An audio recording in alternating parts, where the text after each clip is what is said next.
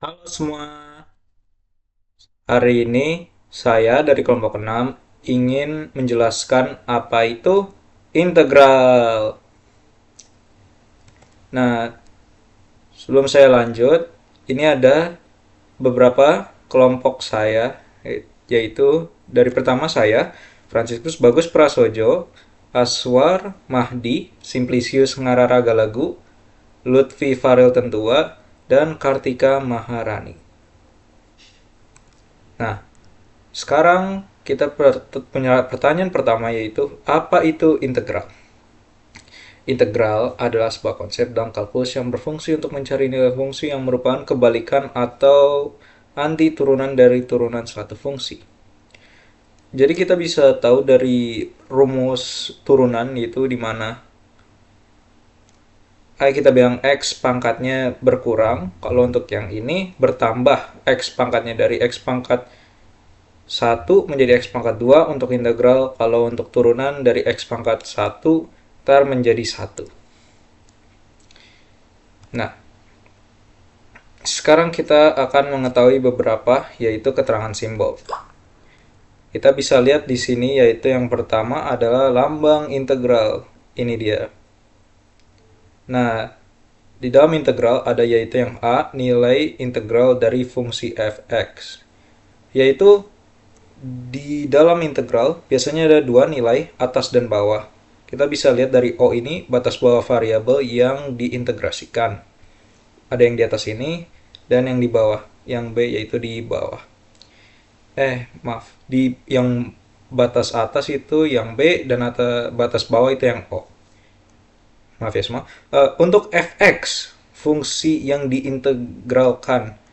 Contoh kita bisa bilang integral atasnya 6, bawahnya 2, dan fx-nya itu x pangkat 3.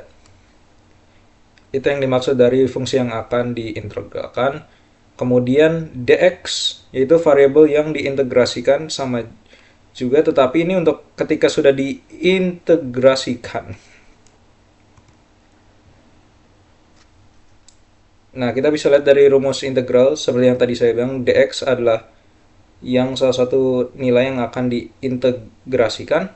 Nah, kita bisa lihat di foto ini sebenarnya salah satu rumus yang yaitu integral tak tentu, karena tidak ada nilai variabel yang atas ataupun bawah. Jadi ini termasuk tak tentu. Nah, kita bisa lihat di sini integral x pangkat n dx sama dengan rumusnya, yaitu 1 per n ditambah 1 dikali x pangkat n tambah 1 ditambah c. Tapi kalau kita menggunakan integral tentu, c-nya kita hilangkan. Dan integralnya ada nilai variabel. Nah, ini adalah contoh soal yang akan kelompok saya kerjakan, yaitu yang A dan B. Nah, mari kita ngerjakan yang A dulu. Nah, tentukan hasil integral dari integral 3 bawahnya 1 tutup kurung 3 akar x pangkat 2 dikurang akar 4 x pangkat 3. Nah, sebelum kita integrasikan, kita sederhanakan dulu. Seperti yang ini. Kita ubah akarnya itu menjadi di bawahnya 2. Contohnya seperti akar 3, kita kasihkan ke x pangkat 2-nya menjadi 2 per 3, sama juga dengan 4-nya di bawah 3. Nah, ketika sudah kita sederhanakan, kita integrasikan. Kalau sudah diintegrasikan, lambang integral yang sebelumnya di kiri sini, kita pindahkan ke kanan ini. Kita kemudian pakai rumus yang sebelumnya tadi, yaitu 1 per n, yaitu tadi pangkatnya 2 per 3, ditambah 1 dikali x pangkat 2 per 3 ditambah 1 dikurang 1 per 3 per 4 ditambah 1 kali x pangkat 3 per 4 ditambah 1. Nah, di sini kita belum bisa menambahkan karena penyebutnya tidak sesuai. Karena kalau kita hitung 1 itu 1/1. Untuk pertambahan seperti ini kita ubahkan dulu supaya penyebutnya sama. Nah, seperti ini. Satunya kita kalikan 3, kalau yang 4 kita kali 4 supaya penyebutnya sama. Nah, ketika penyebutnya udah sama, kita tambahkan semua menjadi 1/5/3 dikali X pangkat 5/3 dikurang 1/7/4 kali X pangkat 7/4. Nah, kita kalikan 1 sama saja seperti ini. Nah, sebelum kita bisa memakaikan nilai variabelnya, ini masih bisa disederhanakan lagi. Kita naikkan yang penyebut 5/3 itu, kita naikin ke atas. Daripada dibagi menjadi kali. Tapi ketika kita ubah penyebutnya dari pembagian menjadi kali, kita pindahkan posisi. Kan di sini kita bisa lihat 5/3, kita ubah menjadi 3/5 sama juga dari 7/4 menjadi 4/7. Nah, kan kita udah ketemu kesederhanaannya yang udah lebih gampang. Nah, sekarang kita masukkan nilai variabelnya. Kita bagi jadi 2 karena tadi ada nilai variabel atas 3 dan nilai variabel 1. Nah, sudah. Kita lanjut, yaitu kita masukkan ke dalam X. Nah, sekarang kita bisa lihat 3/5 dikali 3 pangkat 5/3 dikurang 4/7 dan seterusnya. Kita bisa lihat perubahannya ini, X-nya berubah menjadi 1, X-nya juga berubah jadi 3. Kemudian,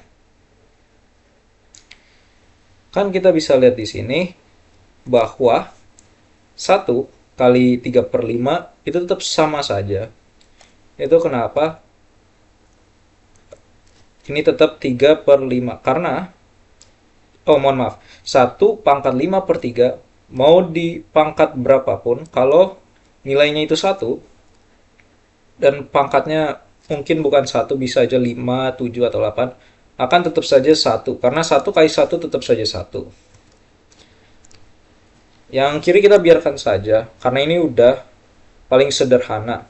Nah, sekarang kita kalikan ini semua 3/5 kali 1 dikurang 4/7 kali 1 dari perkalian sebelumnya ini. Nah, kita bisa lihat kan? Dan sudah selesai. Ini hasil akhir untuk yang bagian soal A. Oke, kita sekarang lanjut ke soal kedua, yaitu integral variabel atas 4, bawahnya 2, tutup kurung X pangkat 3 dikurang 1 kuadrat per tutup kurung X kuadrat dikurang 4. Nah, sebelum kita integralkan, seperti biasa kita sederhanakan dulu. Pertama, kita faktorkan dulu yang atas. Nah, menjadi X pangkat 6 dikurang 2X pangkat 3 ditambah 1. Ketika udah disederhanakan semua, mari kita integrasikan dan dah. Kenapa ini beda dengan yang lain? Karena kita ada tutup kurung yang seperti ini. Beda. Karena kalau kita tutup kurung, kita bilang ini semua itu X. Dan biasanya X itu pangkat apa? Kalau seperti ini, X pangkat 1. Sehingga kalau kita pakai rumusnya 1/n tambah 1 dikali X pangkat n tambah 1, n-nya itu 1. Itu hasilnya kenapa? 1/2 X pangkat 2. Nah, seperti ini.